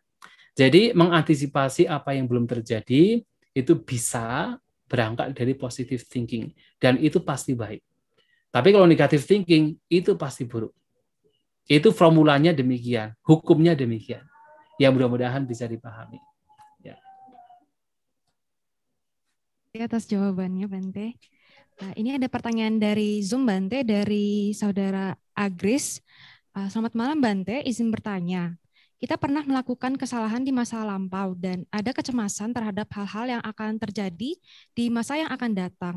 Kecuali meditasi, apakah ada yang harus kita lakukan lagi untuk dapat lebih menguatkan kesadaran dalam menjalani kehidupan ini? Terima kasih, Bante. Ya. Ya, sebenarnya melakukan perenungan, memahami yaitu apa yang terbaik untuk batin kita, untuk memberikan makanan kepada batin kita, itu adalah meditasi. Jadi harus diingat bahwa meditasi itu tidak hanya sekedar seperti duduk, diam, tidak demikian. Memberikan makanan-makanan terhadap batin melalui perenungan, pemahaman yang benar, kemudian kita kembali ke saat ini dan sekarang, itulah meditasi. Nah, dalam hal ini tentunya adalah kita harus selalu merenungkan. Merenungkan bahwasanya apapun yang sudah kita lakukan, itu sudah tidak bisa kita kembalikan. Artinya itu sudah lewat. Kita sudah tidak bisa mengembalikan jam yang sudah terjadi, yang sudah kita lewati. Kita harus meyakinkan batin kita bahwa untuk apa kita kemudian harus cemas, khawatir terhadap sesuatu yang sudah lewat, yang sudah tidak bisa kita perbaiki. Sudah tidak bisa kita kemudian kembali ke masa lampau. Nah, alih-alih kita kembali ke masa lampau, yakinkan dalam batin kita bahwa yang penting saat ini sekarang saya melakukan yang terbaik. Itu saja. Coba bayangkan Anggulimala. Anggulimala sudah melakukan kejahatan yang luar biasa, membunuh ribuan orang. Ya kan, tidak hanya 999 orang, membunuh ribuan orang, bayangkan. Kalau Anggulimala ini tidak mampu melepaskan masa lampaunya, berpikir-pikir cemas, khawatir, gelisah terhadap masa lampau, beliau tidak akan mencapai kesucian arahanta. Tetapi karena beliau mampu meyakinkan batinnya, dirinya, bahwa yang lampau sudah dilewati. Sudah dilewati, mengapa kita kembali ke masa lampau? Sudah tidak ada artinya. A waste of time. Menyia-nyiakan waktu kalau kita berpikir-pikir menyesali yang lampau. Nah, alih-alih menyesali yang lampau, yang penting saat ini sekarang melakukan yang terbaik. Itu saja, melakukan yang terbaik saat ini. Karena sebaik apapun yang lampau, seburuk apapun yang lampau, semua itu sama, sudah lewat. Tetapi yang terpenting adalah saat ini dan sekarang. Seperti Anggulimala. Walaupun sudah membunuh ribuan orang, mampu melepaskan yaitu kegelisahan, penyesalan terhadap masa lampau, fokus terhadap yang saat ini dan sekarang, hanya mencapai pencerahan. Dan tidak hanya Anggulimala, banyak yang lainnya juga. Seperti misalnya Ambapali, ya kan, Ambapali. Selama hidupnya itu adalah sebagai pelacur, bayangkan. Sebagai pelacur. Tetapi kemudian menjadi seorang bikuni dan hanya fokus dengan yang saat ini dan sekarang. Coba kalau kemudian berpikir-pikir tentang masa lampau yang hidupnya hanya sebagai seorang pelacur, wah itu penyesalan yang luar biasa. Tetapi tidak demikian. Saat ini yang menjadi fokus yang dilakukan dengan sebaik-baiknya, itu sudah cukup. Atau misalnya orang lagi, ada seseorang yang mempraktekkan kehidupan seperti anjing, disebut Kukurawatika pada zaman Sang Buddha, datang pada Sang Buddha dan sudah bertahun-tahun itu mempraktekkan kehidupan seperti layaknya anjing. Jadi merangkang, yang merangkak, makan dengan mulutnya dan sebagainya seperti anjing. Datang kepada Sang Buddha. Kemudian bertanya, apakah dengan mempraktekkan praktek seperti saya ini nanti saya bisa terlahir di alam surga? Sang Buddha mengatakan, kalau praktek Anda itu sempurna, ya sempurna, itu Anda akan terlahir sebagai anjing di kehidupan mendatang. Tetapi kalau prakteknya tidak sempurna, malahan terlahir di alam neraka. Nah, waktu itu dia menangis. Karena selama ini berpikir bahwa prakteknya itu yang terbaik membawa kepada yaitu alam surga, ternyata tidak. Nah, tetapi kemudian ia menjadi seorang biku, kemudian ya sudah, yang lampau ya sudah lampau. Untuk apa dipikirkan? Seburuk apapun yang lampau tidak bisa kita kembali, tidak bisa kita kemudian menyesali. Maksudnya ya kita menyesali itu sesuatu yang sebenarnya menyia-nyiakan waktu. Nah, alih-alih menyesali yang lampau, alih-alih menangisi yang lampau, alih-alih khawatir terhadap yang lampau, nah Kukurawatika ini kemudian mempraktekkan kehidupan dengan baik, fokus dengan apa yang saat ini dan sekarang, dan beliau pun juga mencapai kesucian arahanta. Nah, sehingga banyak orang yang dalam kehidupan lampunya itu, dalam kehidupan lampu bukan berarti lampu sebelum ini, tetapi dalam kehidupan yang bukan sekarang, itu melakukan banyak hal-hal yang sebenarnya kadang-kadang jahat sekali. Jahat sekali, tetapi karena mereka mampu untuk kembali ke saat ini dan sekarang, tidak kemudian terseret, terlena, terbawa oleh penyesalan tentang masa lampau, mereka bisa bahkan mencapai pencerahan yang tertinggi. Maka itu yang mesti kita yakinkan dalam batin kita. Demikian ya, mudah-mudahan bisa menjadi jawaban. Ya, terima kasih. Oke. Ini masih dari penanya yang sama, Bante. Oh iya, baik. Mohon izin bertanya lagi, Bante. Suatu rencana yang akan kita buat kadang diikuti oleh harapan akan hasil rencana tersebut, sehingga kita terjebak dalam angan-angan atas rencana tersebut. Bagaimana kita menyikapi agar kita tidak terjebak dalam harapan atau kecemasan terhadap rencana tersebut? Mohon maaf Bante, banyak bertanya. Terima kasih. Ya. Sebenarnya pada saat kita merencanakan sesuatu, kita memiliki sebuah gagasan tentang mendatang, tentu kita juga sadar sebenarnya bahwa ada tujuan. Ada tujuan yang ingin kita capai. Itu sesuatu yang wajar. Sesuatu yang wajar. Jangankan dalam kehidupan duniawi, dalam kehidupan spiritual juga sama kok. Seperti kita sebagai seorang pabajita juga sama. Kita praktek seperti ini juga punya tujuan. Tujuannya apa? Adalah untuk mencapai nibbana. Untuk membebaskan batin dari kotoran batin. Itu tujuan. Kita tahu sebelumnya, sadar sebelumnya dengan tujuan kita. Dan itu sesuatu yang wajar. Dalam kehidupan duniawi juga itu sesuatu yang wajar. Tetapi walaupun ada tujuan, seseorang juga harus memahami, harus menyertakan kebijaksanaan di sana. Kebijaksanaan bahwasanya harus diingat bahwa tidak semua tujuan yang kita inginkan itu harus sesuai dengan kenyataan. Harus sesuai dengan keinginan kita. Nah, dengan kita menyadari demikian, maka itu antisipasi. Kalau tadi saya mengatakan, mengantisipasi demikian. Dengan kita mengantisipasi demikian, dengan dasar kebijaksanaan, maka ketika suatu saat nanti, apa yang kita inginkan ternyata tidak terjadi, yaitu tidak menimbulkan penderitaan. Dan dengan antisipasi demikian, maka dalam proses kita melakukan sesuatu juga tidak memunculkan kecemasan. Tetapi bukan berarti seseorang kemudian menjadi bermalas-malasan dengan apa yang dikerjakan. Tetap dia memunculkan semangat. Tetap dia melakukan yang terbaik. Dalam prosesnya, setiap momennya, setiap waktunya melakukan yang terbaik. Tetapi di saat yang sama juga ada pemahaman bahwa apa yang menjadi tujuan pun juga belum tentu sesuai dengan apa yang diinginkan. Sehingga dalam melakukan sesuatu tidak ada kecemasan. Dan ketika pada akhirnya, yaitu tidak mendapatkan, misalnya juga tidak ada kecemasan. Dan kalau mendapatkan pun juga itu sudah sewajarnya didapatkan karena memang sudah yaitu memunculkan sebab-sebab usaha-usaha yang memang dilakukan dengan terbaik. Nah, itu kebijaksanaan. Maka yang terpenting adalah ada kebijaksanaan di situ. Ya, sehingga apa? Sehingga kecemasan tidak akan muncul. Dan kalau orang hidup berkesadaran, orang demikian biasanya adalah orang yang melakukan sesuatu dengan kebijaksanaan. Melakukan sesuatu dengan ketenangan, dengan pikiran yang jernih. Dia tahu dari segala sisi, segala aspek, sehingga tidak memunculkan pikiran-pikiran negatif yang tidak kemudian memunculkan penderitaan. Apakah kecemasan, kegelisahan, ataupun ketakutan. Ya, demikian ya. Mudah-mudahan bisa dipahami.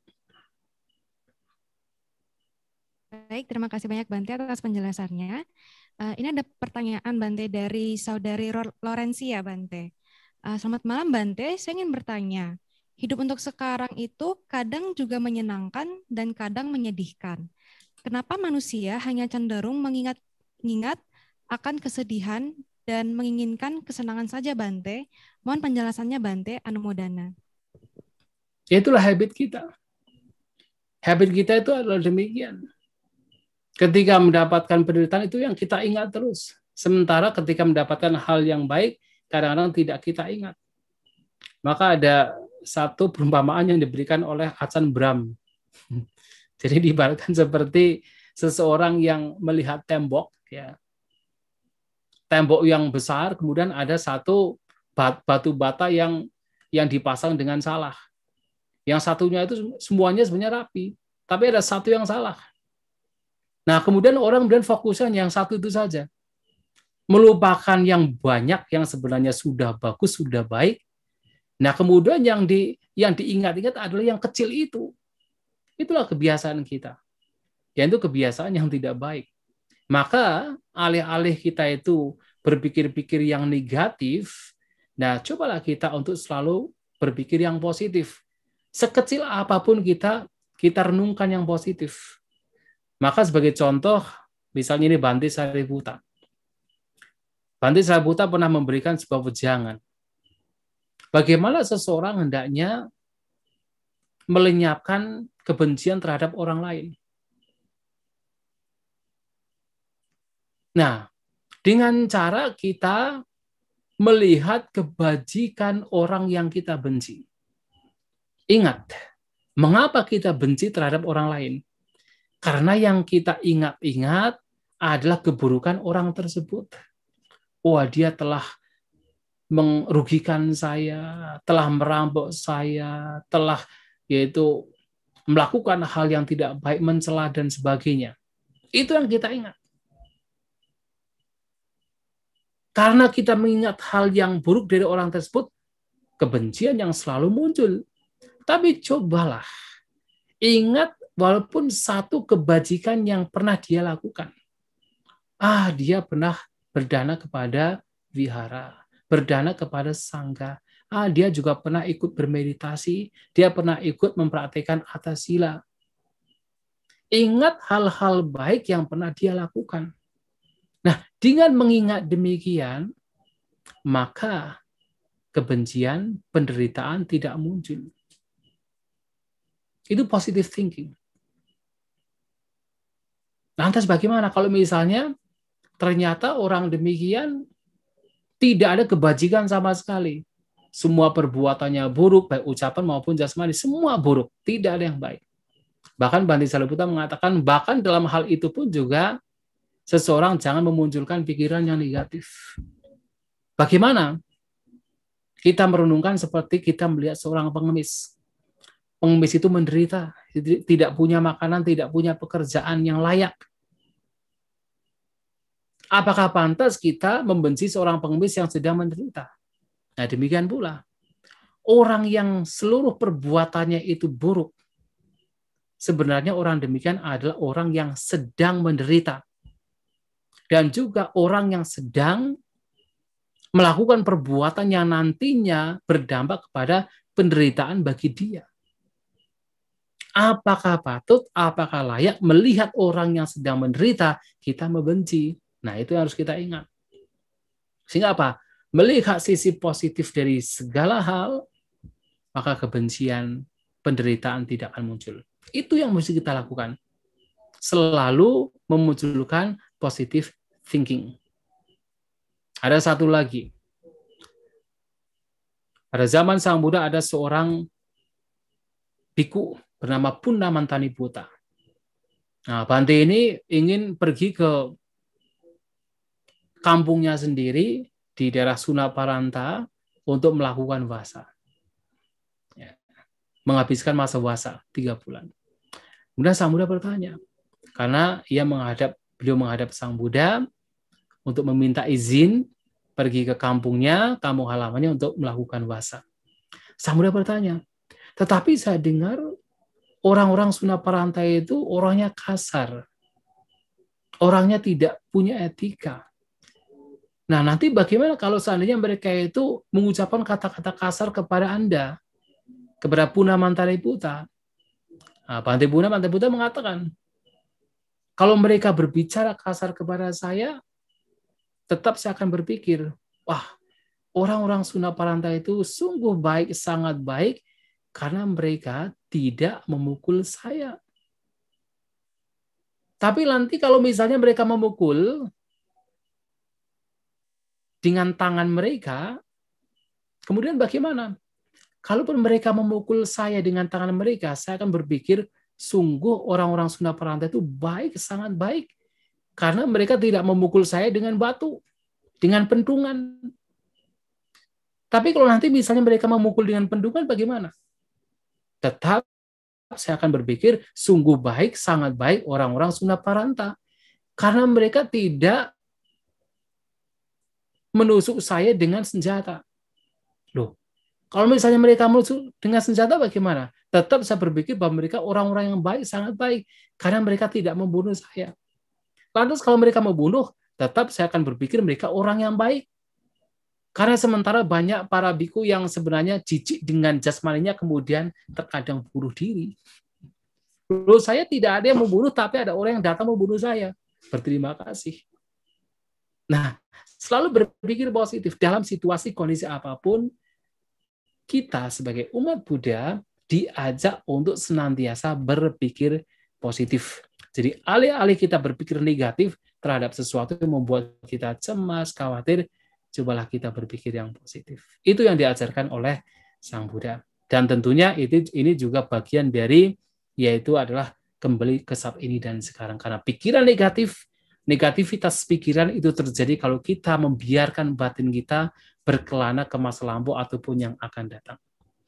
Ya, saya kira demikian. Terima kasih. Baik, terima kasih banyak Bante atas penjelasannya.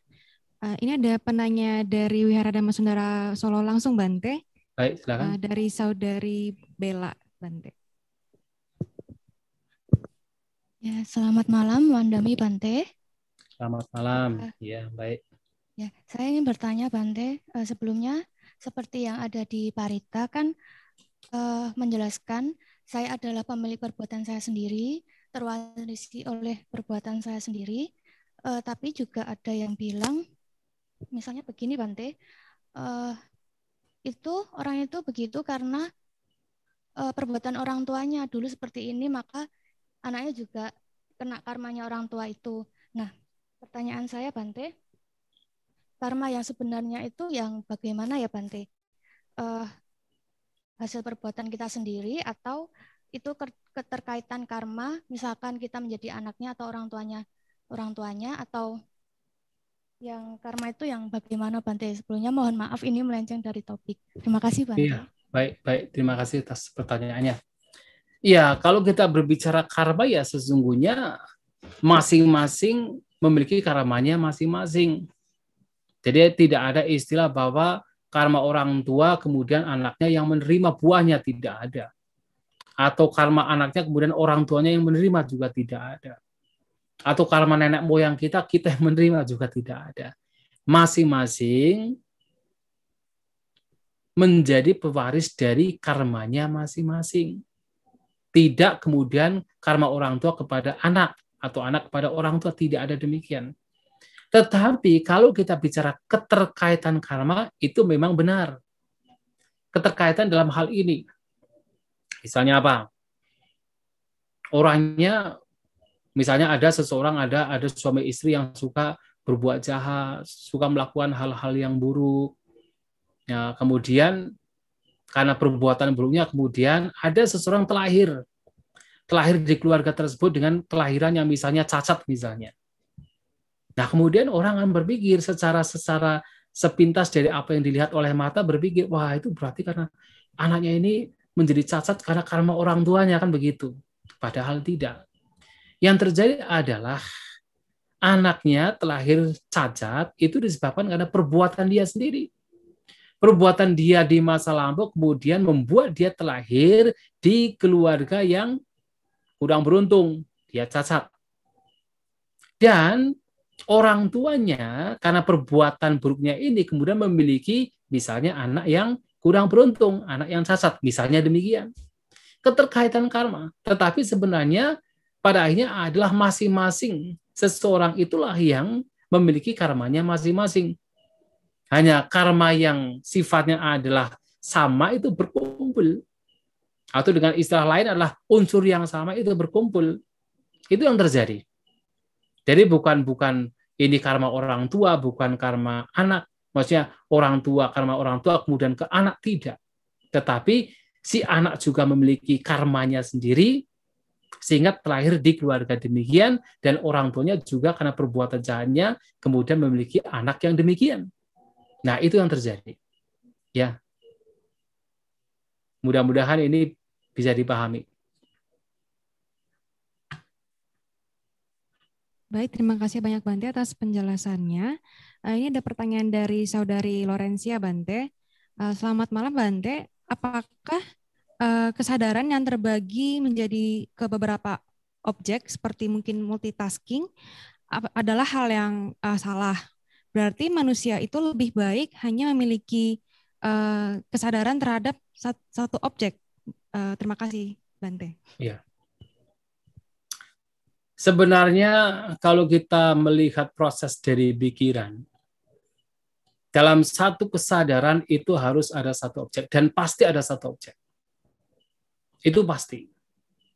Tetapi karena kesadaran kita itu sangat cepat bergerak, dari kesadaran mata ke telinga, ke hidung, ke lidah, ke jasmani, ke pikiran sangat cepat bergerak, sehingga seakan-akan multitasking. Seakan-akan dalam satu momen ada banyak objek yang diperhatikan. Seakan-akan demikian. Tetapi sesungguhnya yang terjadi adalah setiap momen kesadaran di situ ada satu objek. Ketika kita melihat dengan mata, maka sebenarnya telinga kita itu tidak berfungsi. Lidah, hidung kita tidak berfungsi. Hanya ada satu objek, yaitu kesadaran, yaitu objek mata. Demikian pula pada saat kita mendengar, kesadaran lain juga tidak berfungsi, hanya yaitu mendengar saja. Tetapi karena kesadaran kita bergerak dengan cepat, maka seakan-akan dalam satu momen banyak hal yang diperhatikan. Dan itu sebenarnya sesuatu yang wajar, tidak perlu dikhawatirkan. Yang terpenting adalah apapun hal yang terjadi saat ini dan sekarang, walaupun itu seakan-akan perubahannya begitu cepat, kita tahu apa yang sedang terjadi. Kita tahu apa yang pada waktu itu sedang muncul. Itu saja, tidak masalah. Dan apapun yang sedang terjadi, melatih batin untuk tidak melekat. Jadi seperti ada sebuah perumpamaan. Nah, jadi begini, memang dalam sebuah kita melatih kesadaran, ya kita melatihnya dengan apa? Dengan kita melakukan sesuatu dengan lebih pelan, dengan lebih yaitu tersadari. Tetapi bukan berarti pada saat kita melakukan pekerjaan-pekerjaan yang seakan-akan multitasking itu tidak ada kesadaran. Tidak berarti demikian. Jadi diibaratkan seperti ini. Kalau seseorang pada saat awal dia melatih untuk menulis dan membaca, wah dia itu sulit sekali. Dia harus betul-betul memiliki kesadaran penuh terhadap apa yang dilakukan. Menulis A pelan-pelan, B pelan-pelan, C pelan-pelan, baru kemudian mencoba untuk melafalkan B, U, Bu, D, I, D, kemudian balik lagi, lupa lagi, kemudian diulangi lagi, Budi, dan seterusnya, pelan-pelan.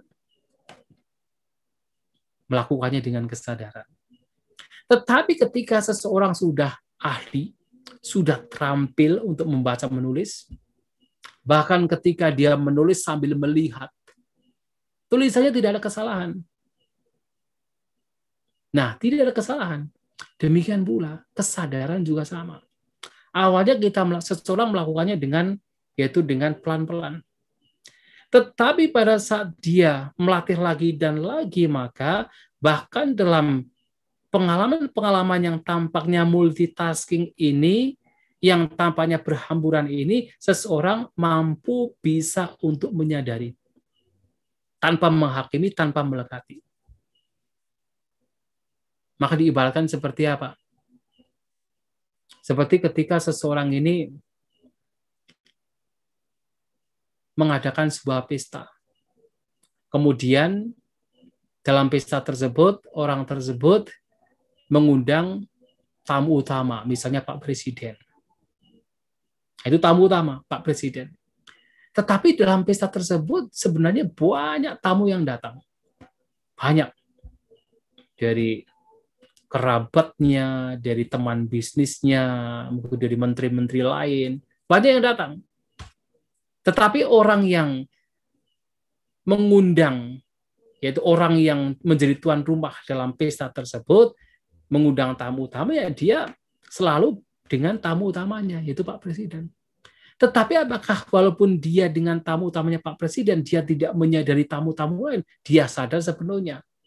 Dia tahu tamu-tamu lain, siapa ini, siapa itu, dia tahu. Bahkan ketika ada kerabatnya datang atau teman bisnisnya datang, say hello, dia pun juga menjawab hello. Tetapi fokus dia tetap kepada Pak Presiden sebagai tamu utama. Tapi di saat yang sama dia pun juga menyadari ada tamu-tamu lainnya. Dan dia tidak kemudian merasa terganggu dengan kondisi situasi yang sepertinya berhamburan, sepertinya multitasking, tidak terganggu. Demikian pula pada saat kita itu hidup berkesadaran, pada akhirnya batin yang tenang, batin yang damai itu pun juga tidak terganggu dengan objek-objek pikiran yang sepertinya berhamburan, sepertinya itu multitasking. Tidak akan terganggu. Dia sadar dengan nafasnya, dia sadar dengan jasmaninya, tetapi dia pun juga ada kalanya menyadari objek-objek lainnya tanpa batinnya terganggu. Seperti tuan rumah yang mengadakan pesta, seperti seseorang yang menulis sambil melihat tulisan. Tidak terganggu dengan objek-objek lain dan tidak ada kesalahan. Dan itu sama dengan orang yang melatih, yaitu hidup berkesadaran. Ya, mudah-mudahan ini bisa menjadi jawaban yang dapat dipahami. Baik, terima kasih banyak Bante atas penjelasannya. Nah, ini ada pertanyaan dari YouTube Bante, dari saudara Joleo. Wandami Bante, bagaimana menghadapi keraguan di dalam latihan bermeditasi? Terkadang ingat teknik ini, terkadang teknik itu, sehingga ini membuat keraguan dan menjadi tidak tenang. Bahkan sampai muncul keengganan untuk tidak mau bermeditasi. Terima kasih Bante. Iya. Yang pertama harus kita yakinkan bahwa meditasi yang kita praktikkan mempunyai satu tujuan untuk melenyapkan kotoran batin. Dan apapun bentuk meditasinya. Dan dari manapun bentuk meditasinya. Apakah dari guru ini, guru itu, dari pembimbing ini, pembimbing itu. Dan juga apapun jenis meditasinya, apakah meditasi samatha atau vipassana, apakah vipassana itu dengan memperhatikan jasmani, dengan memperhatikan perasaan, atau dengan memperhatikan batin, apapun prakteknya, kalau memang tujuannya adalah demi melenyapkan kotoran batin, seharusnya keraguan di situ tidak muncul. Ya tentu dalam hal ini adalah meyakinkan batin kita, memahami dengan benar melalui pengalaman kita bahwa meditasi yang kita praktekkan itu adalah untuk penyerapan kotoran batin. Sehingga kita bisa memilih satu di antara banyak jenis meditasi. Dan kita fokuskan ke sana. Nah, kita letakkan yaitu perhatian kita ke sana bahwa ini adalah meditasi yang tujuannya untuk melepaskan kotoran batin, dan itu harusnya keraguan demikian tidak muncul lagi. Ya, jadi tidak perlu kemudian kita itu ya kemudian merasa ragu-ragu mana yang terbaik, mana apakah meditasi ini yang paling baik, apakah ini kurang baik, apakah ini sebenarnya tidak bermanfaat. Tidak. Sang Buddha memberikan banyak bimbingan meditasi kepada orang-orang yang berbeda dengan objek meditasi yang berbeda-beda. Bahkan dengan cara yang berbeda-beda. Tetapi tujuannya satu, adalah pelenyapan kotoran batin. Diibaratkan seperti misalnya tujuan kita adalah ke Jakarta. Ada yang datang dari Pekanbaru, ada yang datang dari Banjarmasin, ada yang datang dari Bali, ada yang datang dari Australia, tetapi tujuannya adalah satu.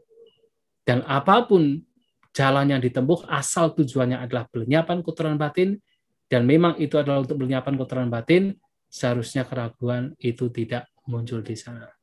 Ya, itu yang harus kita yakinkan dalam batin kita pada saat kita bermeditasi. Ya, saya kira demikian. Baik, terima kasih Bante. Ini ada pertanyaan lagi dari YouTube dari Romo Joni Chandra Bante. Ya. Wandami Bante, bukankah berpikir positif berlebihan tidak bijaksana? Bukankah lebih bijak untuk berpikir secara realistis? Terima kasih banyak Bante. Saya kira berpikir positif harus realistis. Yang namanya positive thinking itu adalah pikiran-pikiran yang sifatnya bermanfaat. Dan yang bermanfaat tentunya adalah sesuatu yang realistis. Dan saya tidak melihat ada sebuah perbedaan di sini antara berpikir yang realistis dengan berpikir yang positif. Karena kalau positif pasti sesuatu yang sifatnya adalah real, sifatnya adalah realistis. Saya kira demikian ya. Barangkali mungkin ada yaitu contoh mana yang positif, mana yang realistis, tetapi untuk saya pribadi ya positif dan realistis seharusnya tidak bertentangan. Ya.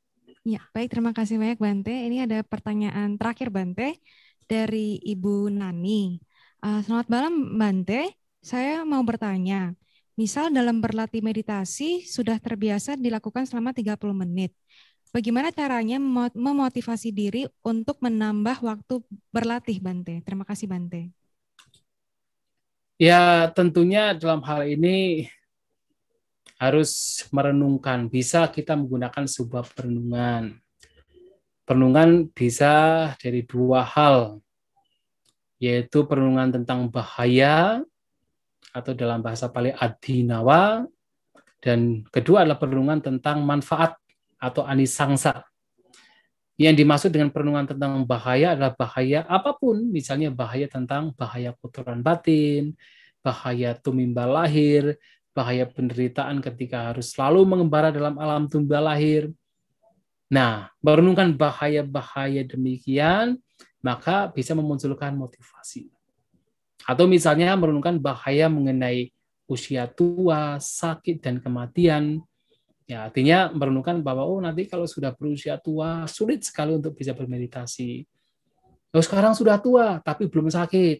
Nanti kalau sakit, sulit sekali untuk bermeditasi. Kemudian ini sudah sakit, tapi kan belum mati. Kemudian merenungkan tentang kematian. Nanti kalau ketika sudah meninggal, sudah mati, tidak tahu kemana kelahiran yang akan dijalani. Nah, sehingga apa? Dengan merenungkan bahaya-bahaya inilah memunculkan motivasi. Saatnya sekarang untuk bermeditasi. Atau memunculkan apa? Perenungan tentang anisangsa, tentang manfaat dari meditasi, manfaat dari mengembangkan batin, manfaat dari memunculkan pikiran-pikiran yang bermanfaat, pikiran-pikiran yang positif. Nah, manfaat dari kita melatih batin kita, yaitu manfaatnya apa? Untuk mendapatkan kedamaian, baik secara duniawi maupun spiritual. Manfaatnya adalah untuk terbebas dari segala bentuk duka penderitaan. Nah, dengan melihat yaitu bahaya dan juga manfaat, itu akan bisa memunculkan motivasi dalam kita bermeditasi. Maka ada kalanya perenungan sangat baik untuk kita lakukan agar motivasi, ya, ketergugahan batin bisa muncul dalam kita, ya, proses bermeditasi. Ya, saya kira demikian. Ya, mudah-mudahan bisa dipahami. Terima kasih. Baik, terima kasih banyak Bante. Mohon maaf Bante, apakah masih boleh bertanya lagi Bante? Ini ada satu lagi. Pertanyaan lagi. Iya Bante. Ya. Dari Romo Joni Bante. Baik, silakan. Ya. Wandami Bante, seringkali saat kita menerima telepon, ada orang yang mengajak bicara, tetapi kita tidak bisa memahami apa yang dibicarakan. Bagaimana menjelaskan fenomena ini Bante? Terima kasih. Ya, kalau tidak bisa memahami, let it go. Kan tidak bisa memahami ya. Jadi kalau tidak bisa memahami ya sudah, lepaskan saja. Atau kalau tidak bisa memahami ya kita meminta dia untuk mengulangi dan menjelaskan dengan pelan, ya, dengan apa lebih jelas lagi gitu kan. Tapi kalau tidak bisa memahami, sudah dijelaskan kok, misalnya memang kita belum memahami, ya sudah, kita let go, kita lepaskan saja. Ya begitu. Ya kalau mungkin yang mendengarkan mungkin akan marah, tidak suka, tetapi ya tujuan kita tidak demikian. Ya kita bilang saja, karena saya tidak paham dengan pertanyaannya, tidak paham dengan apa yang dibicarakan, ya tidak bisa komen, tidak bisa merespon. Nanti malahan kalau merespon dengan sesuatu yang tidak kita pahami, malahan nanti salah. Nanti malahan menjerumuskan. Nah, sehingga ya kita apa adanya saja. Ya kita tidak berusaha untuk katakan mencoba untuk supaya kelihatan bahwa kita paham dengan apa yang dibicarakan, kemudian kita ya memberikan jawaban yang sebenarnya justru malahan tidak sesuai. Tapi kita berusaha untuk apa adanya saja. Ya, demikian ya. Romo Joni, terima kasih. Baik, terima kasih banyak Bante. Karena adanya keterbatasan waktu, jadi untuk sesi tanya jawab pada malam hari ini dicukupkan sekian. Bagi para hadirin yang mungkin tadi belum sempat bertanya, dapat bertanya kembali di kegiatan Dhamma Sakaca berikutnya. Anumodana kepada Yang Mulia Bante Santacito yang telah menyampaikan uraian damai yang sangat luar biasa pada malam hari ini. Semoga dengan apa yang telah disampaikan tadi dapat membawa manfaat bagi kita semua. Baik, marilah kita bersama-sama memberikan penghormatan kepada Bante. Dengan saya awali terlebih dahulu mengucapkan okasa, kemudian diikuti oleh para hadirin dengan Wandami Bante. Okasa Wandami Bante. Abhiwadana silisani cangbuddha pacaino cattaro dhamma vadanti ayuwanno sukhang balang. Sadu, sadu, sadu.